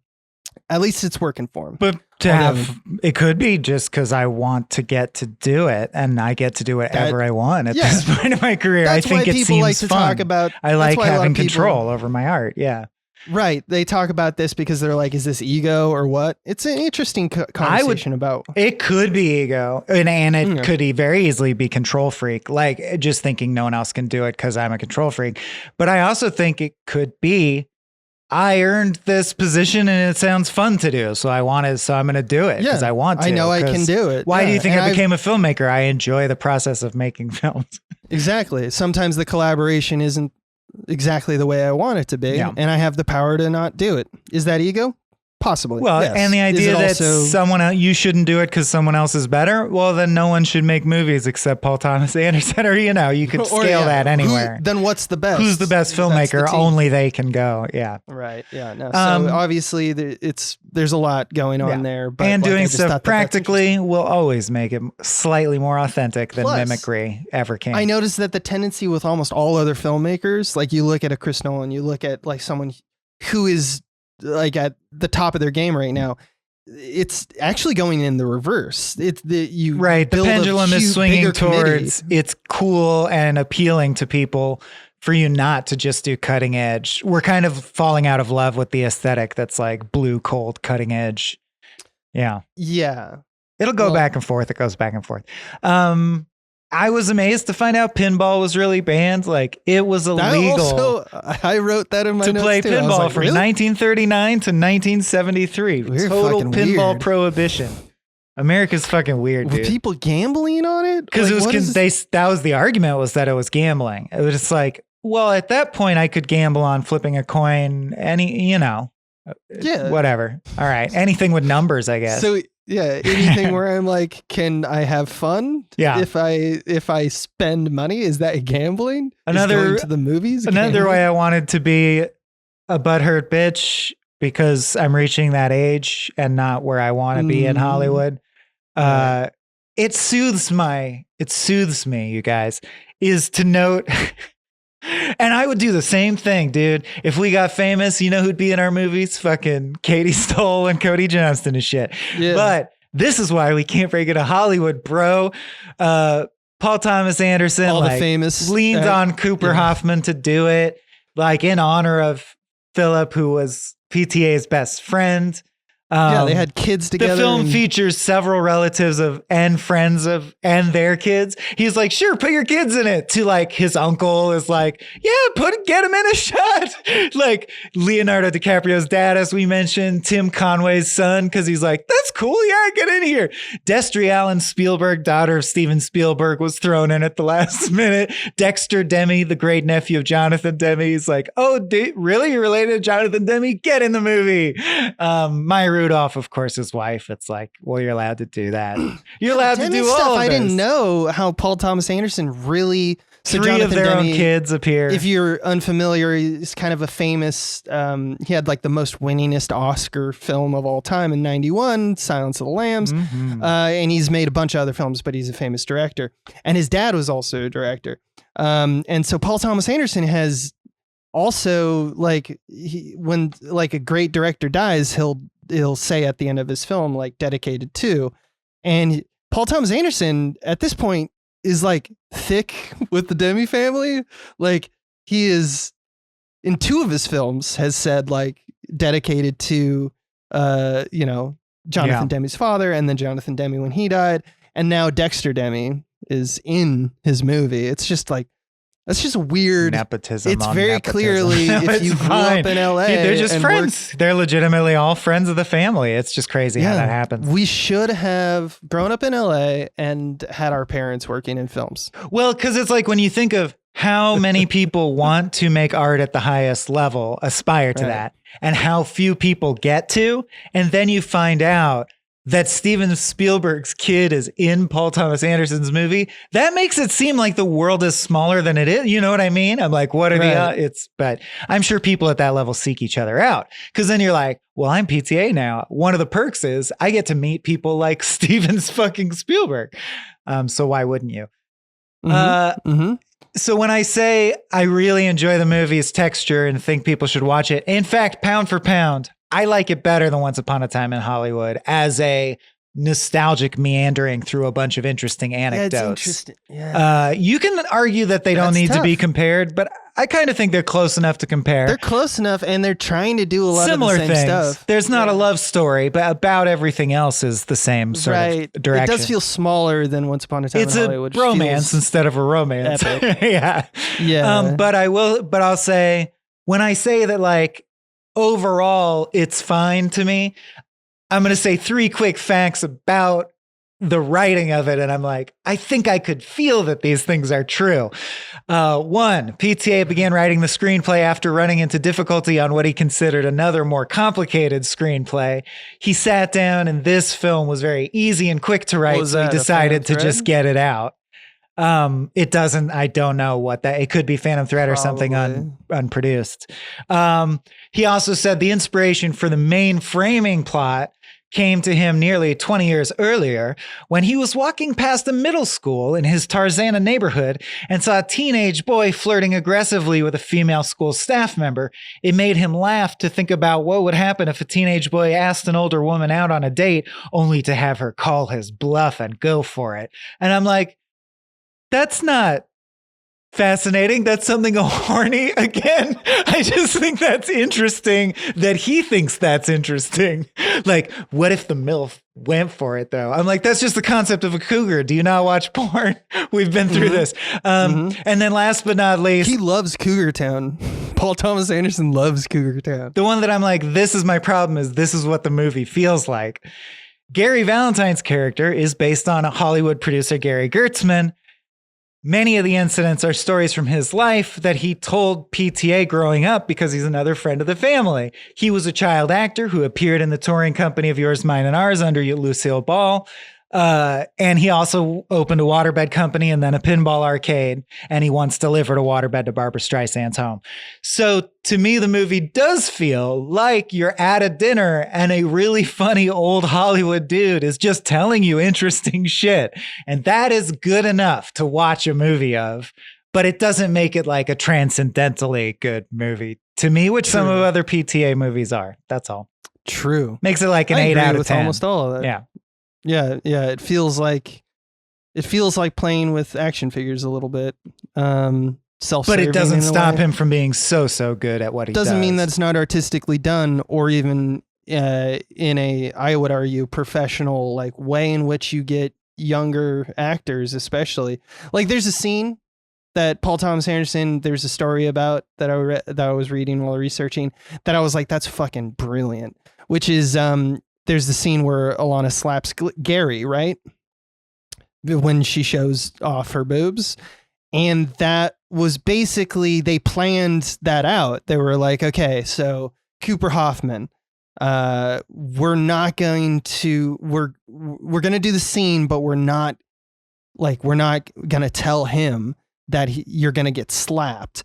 But then once that happened, now Hoffman is anticipating it, right? He's like, okay, so now I have to say it in a way that in a way that almost provokes a slap, right?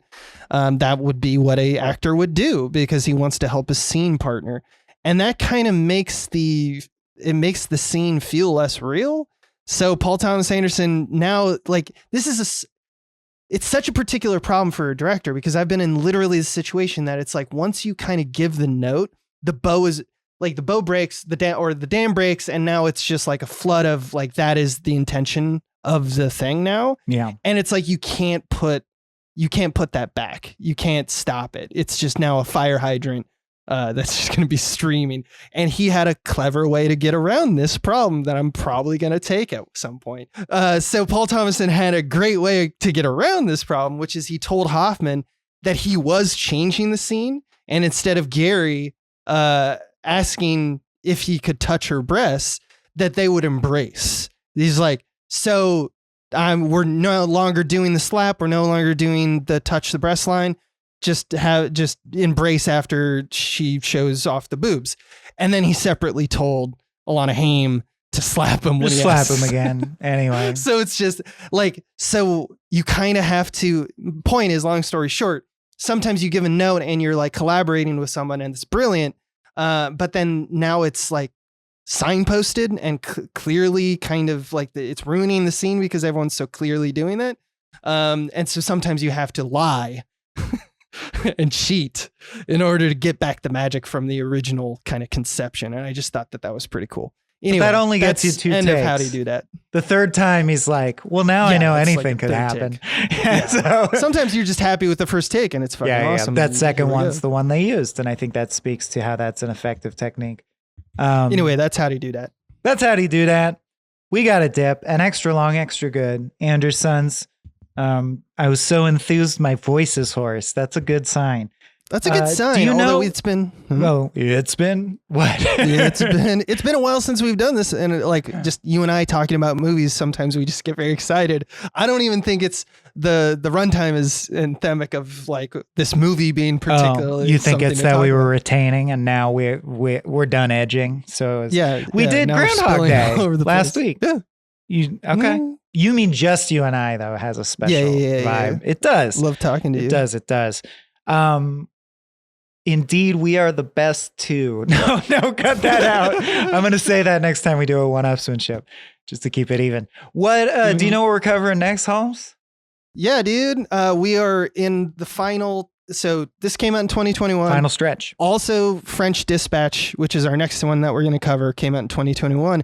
And then after that, all we have left is Asteroid City in 2023. So unless one of these two turkeys makes a movie in the next few months, we're going to switch up we're going to switch back up on that podcast, King train. Yeah. I think so. Join us for that. Thanks for listening, everyone. Thank you. This has been a Small Beans endeavor. We're a bunch of pals who make podcasts, sketches, music, web series, and movies. The Beans always have new ideas percolating, so make sure to check us out at patreon.com/smallbeans. That's patreon.com/smallbeans, where you can browse all of our current and past content, see what we've got planned in the future, and learn how your support can help the Small Beans grow into huge, giant monster beans. If you enjoyed this content module, please like, rate, subscribe, or tell a friend about us. We love you.